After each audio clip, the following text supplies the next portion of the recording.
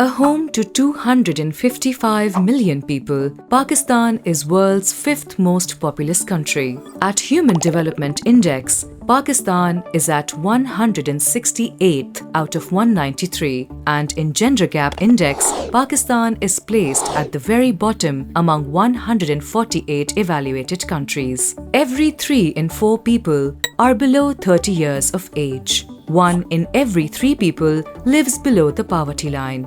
A woman on average has 3.5 children, and 155 mothers die during every 100,000 births. Pakistan's population is expected to double in 44 years. Only 24% of women participate in the labor force. Zara, have you seen the numbers? Pakistan's population is growing at around 1.6% every year. That's like adding more than 4.1 million people every year. It is like a problem getting bigger and bigger. And if we don't act now, we'll ask for more than we can give. More jobs, more schools, more hospitals, more food, more water. By 2050, we'll be over 366 million people. That's 140 million more mouths to feed than today. How will we manage when we need 26 million additional jobs in the next 10 years just to keep unemployment from rising? Ali, I hear your fear. But what you're calling is already here. The only way is to train it, guide it, and turn it into a friend. And that means turning the burden into an asset. We have a youth bulge. 1 in every 4 person in between 15 till 29 years old. If we invest in their health, education, skills, and opportunities, they'll become our greatest strength.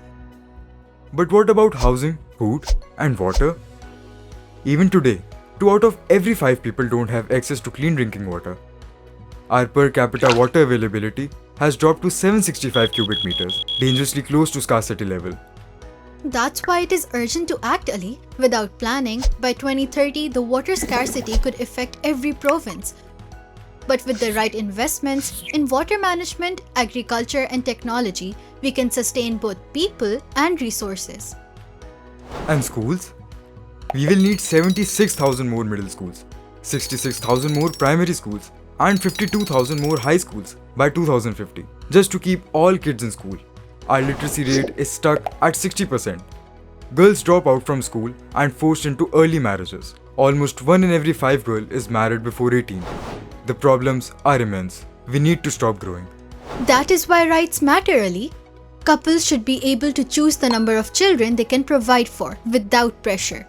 Today, our contraceptive prevalence rate is just 32%, and 1 in 6 women still have an unmet need for family planning. Meeting that need could prevent 3 million unintended pregnancies and save lives of over 3,000 mothers who die from preventable causes during childbirth. Zara, reducing birth rates can take decades. Anyways, I think we need some more cursive policy to impose number of children. Look at Bangladesh. They cut fertility from 6.9 to 2.0 in just a few decades. Not by forcing decisions, but by empowering women with education, healthcare, and livelihoods. Their economy grew faster because they invested in their people. Zara, you are saying that it's not just about lowering fertility? It is also about improving the quality of the population? Exactly. Fertility decisions are personal. Every couple should have the choice based on what they can support and what they want. The best way is giving people the tools to make these choices and to thrive. And children, 40% are stunted due to malnutrition. How could they become a healthy and productive citizen tomorrow? Health is the foundation of productivity. Healthy mothers and healthy children are the start of a strong workforce. If we invest in nutrition, primary healthcare, and adolescent health, we are not just saving lives, we are building the human capital that fuels economic growth. And Ali, don't forget, every rupee invested in human capital returns many times over. If we spend wisely on skills training, digital economy, entrepreneurship, and exploring global markets, we can transform millions of young job seekers into job creators. I get it, but there are so many other issues, like gender inequality. Women's workforce participation is low, and 1 in 3 women experiences violence. Ali, the solution is again the education and employment for girls and women. When women work, they have more chances to standing up to the violence they face. If Pakistan matched men's labor participation, our GDP could increase by up to 30%. We must not fear numbers, we must prepare for them. If policymakers take this seriously, invest in health, education, jobs, skills, women's empowerment, and climate resilience, Pakistan's 366 million people in 2050 will be a force for progress, not a burden. You know, Zara, maybe you are right. Turn this growing population into our manpower.